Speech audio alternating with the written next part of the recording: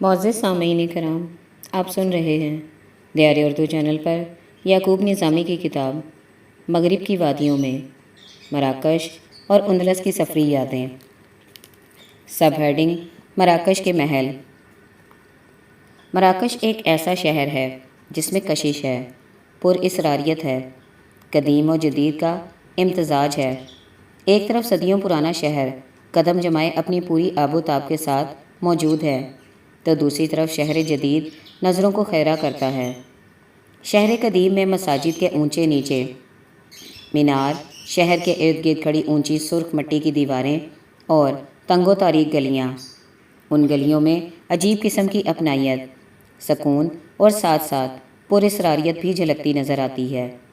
شہر کے ہنگامے کوسوں دور پر پیچ گلیوں میں گھومتے ہوئے جہاں راستے سے بھٹک جانے کی فکر دامن گیر رہتی ہے، وہاں انسان اپنے آپ کو 1000 سال پہلے کے زمانے میں پاتا ہے۔ ایک ایسا زمانہ جس میں پیار و محبت، ہمدردی اور دکھ سکھ مشترکہ سمجھے جاتے تھے۔ شہر پناہ کے مختلف گیٹ ہیں جن کے اوپر محافظوں کے لیے برج ہیں، جہاں شہر کی حفاظت پر مامور فوجی ڈیوٹی دیا کرتے تھے۔ گلیاں پختہ جن پر پتھر نصب ہیں، بارش کی صورت میں کیچڑ کا خطرہ نہیں۔ گھروں کے باہر بیٹھے بوڑھے آنے جانے والوں کو دیکھ کر خوش ہوتے، جبکہ گلیوں میں بچے گلی ڈنڈا جیسے کھیلوں میں مشغول نظر آئے۔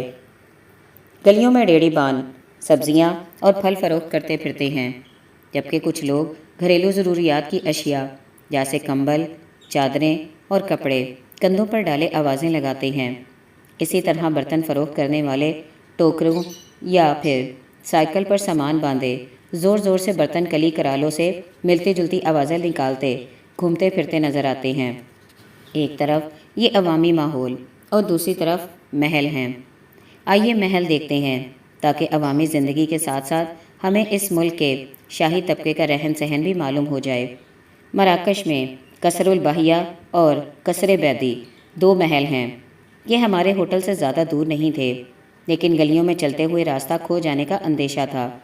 ایسے میں ہوٹل مینیجر نے ہماری رہنمائی کی کہ اس گلی میں چلتے ہوئے جب آپ بازار میں پہنچ جائیں تو وہاں سے دائیں مڑیں تو وہی بازار آپ کو قصر الباہیہ پہنچا دے گا، جس کے ساتھ ہی قصر بیدی بھی ہے۔ محلات شہر کے قدیمی حصے یہودیوں کی بستی میں ہیں۔ آج کا دن انتہائی روشن تھا، میٹھی میٹھی دھوپ بھلی لگ رہی تھی۔ ہم ہوٹل سے نکلے اور گلیوں میں چلتے ہوئے مختلف مناظر دیکھتے رہے۔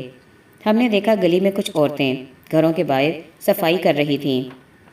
بعض جگہوں پر نوجوانوں نے اپنے بائی سائیکل یا موٹر سائیکل گھروں کے باہر کھڑے کیے ہوئے تھے۔ اسلامی دنیا کی سیاحت کے دوران میں نے مراکش میں ہی عورتوں کو ویسپا چلاتے دیکھا، اور اس بات پر حیرانگی بھی ہوئی کہ ایک چھوٹا سا ویسپا مراکش کی جسیم عورتوں کا بوجھ اٹھائے فراٹے بھر رہے تھے۔ اکا دکا بچے بھی منہ ہاتھ دھوئے بغیر گلیوں میں کھیل کود رہے تھے۔ ایک نکڑ پر ایک عرب بوڑھا بیٹھا حقہ پینے میں مگن تھا۔ پہلے ہمیں غور سے دیکھتا رہا، جب قریب پہنچے تو بڑے دھڑلے سے السلام علیکم کہا۔ میں نے بھی جواب دیا، پھر اس نے عربی میں کوئی بات پوچھی جو ہمیں سمجھ نہ آئی۔ اکثر ایسے ہوتا ہے کہ جب دوسری زبان سمجھ میں نہ آئے تو لوگ مسکراتے رہتے ہیں، کہ ہم نے بھی بوڑھے کو مسکراہٹ دی اور چلتے بنے۔ اسی گلی میں ایک عورت بچے کو نلکے پر غسل کروانے کی کوشش میں تھی۔ بچہ روتا اور چیخ رہا تھا، لیکن ماں اسے نلکے کے نیچے ایک ہاتھ سے پکڑے کھڑی تھی اور دوسرے ہاتھ سے صابن لگا رہی تھی۔ گلی میں ہمیں چند بوڑھی عورتیں بھی ملیں جو لاٹھیوں کے سہارے چل پھر رہی تھیں۔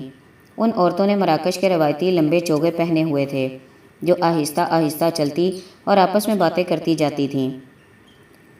میں نے ان بوڑھی عورتوں کو غور سے دیکھا تو معلوم ہوا جوانی میں یہ فیشن کی بڑی دل دادہ تھیں۔ ان کے ہاتھوں کی پشت اور بازو پر ٹیٹوز یعنی نقش و نگاری تھی۔ اب ان کی عمریں 80 سال کے لگ بھگ تھیں، لیکن پھر بھی اپنے روایتی زیور پہنے ہوئے تھیں۔ محلے کی نکڑ پر دودھ اور دہی کی دکان تھی، جہاں پر ایک ادھیڑ عمر کا مراکشی بیٹھا پنکھے سے مکھیاں اڑانے میں مصروف تھا۔ میں نے جھانک کر دکان کے اندر دیکھا تو یہ ایک چھوٹی سی دکان تھی جس میں دودھ اور دہی کے علاوہ گھریلو ضروریات کی چھوٹی چھوٹی چیزیں جیسے ماچس، تمباکو، بچوں کی سویٹ، ایک بوری میں چاول، دوسری میں آٹا اور تیسری میں غالباً شکر تھی۔ ان بوریوں کے منہ کھلے ہوئے تھے جس سے معلوم ہوتا تھا کہ ابھی تازہ تازہ کسی نے آٹا اور چاول خریدے ہیں۔ زیتون کے تیل کا ایک پیپا بھی دکان میں موجود تھا۔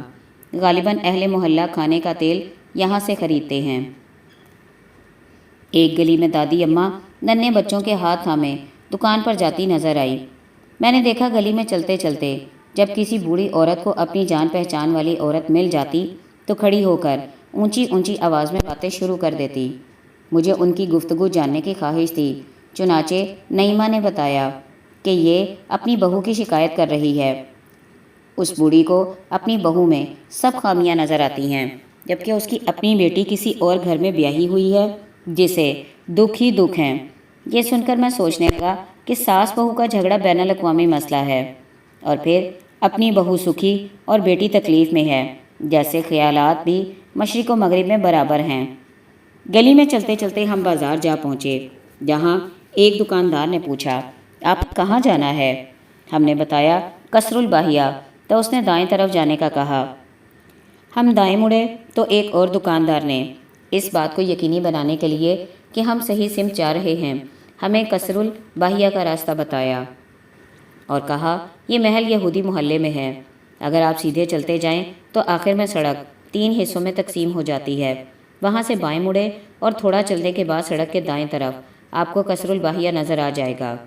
ہم نے اس کا شکریہ ادا کیا اور آہستہ آہستہ بازار میں چلتے اور سوچتے رہے کہ یہ لوگ کس قدر با اخلاق ہیں جو راہ چلتے مسافروں اور سیاحوں کی مدد کرتے ہیں۔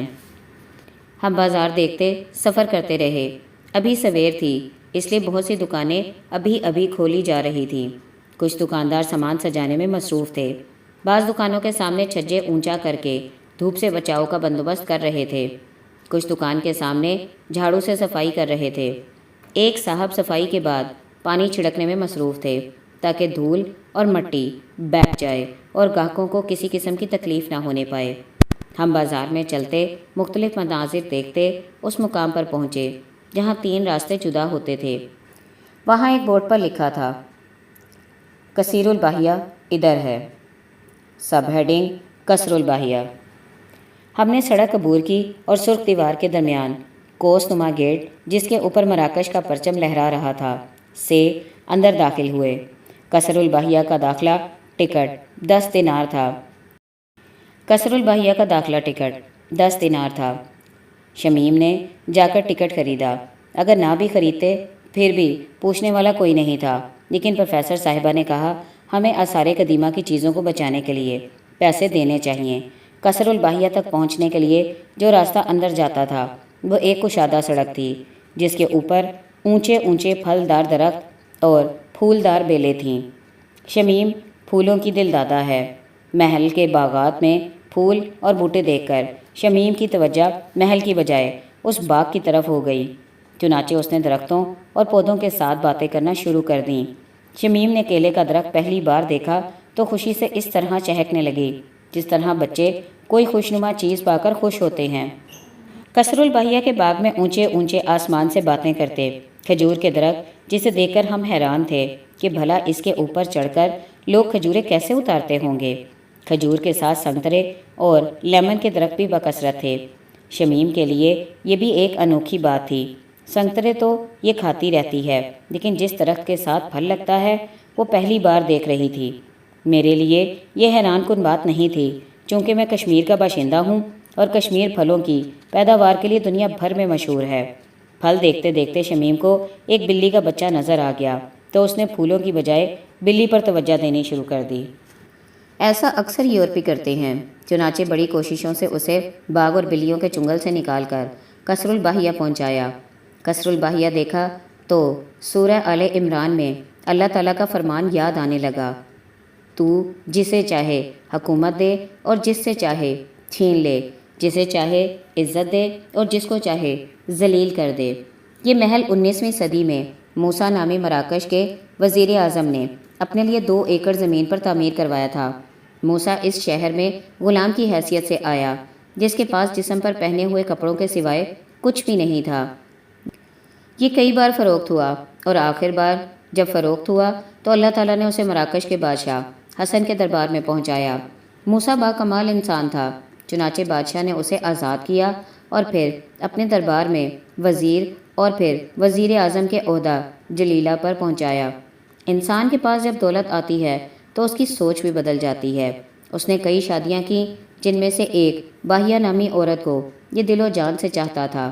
چنانچہ اپنی بیوی کے پیار میں موسیٰ تاج محل تو تعمیر نہ کر سکا، لیکن ایک محل تعمیر کروا کر اس کا نام اپنی محبوب بیوی کے نام پر قصر الباہیہ رکھا۔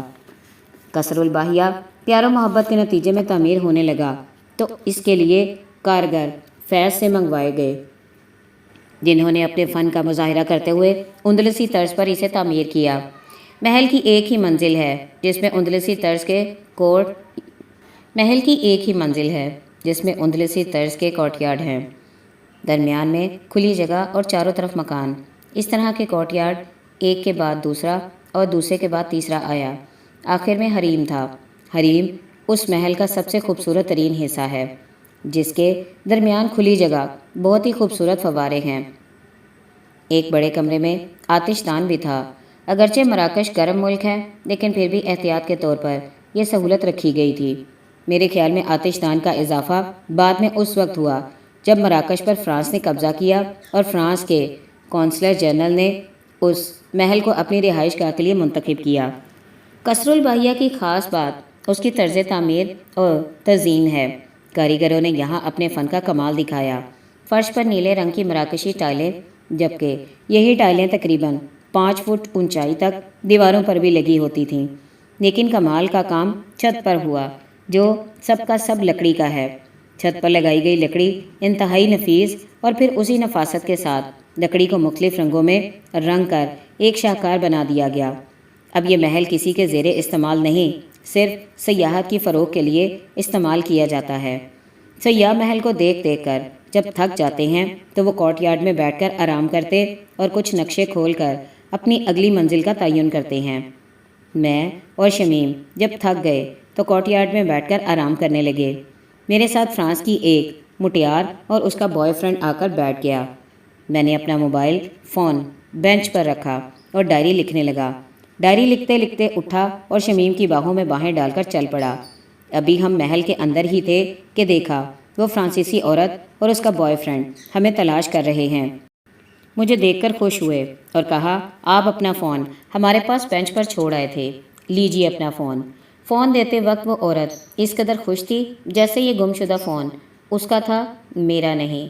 فون لے کر اس خاتون کا شکریہ ادا کر کے میں سوچنے لگا، اگر یہ واقعہ مراکش کے بازار یا پھر پاکستان جیسے اسلامی ملک میں پیش آتا تو کیا ایمانداری کا یہی مظاہرہ ہوتا جو ایک غیر مسلم عورت نے کیا؟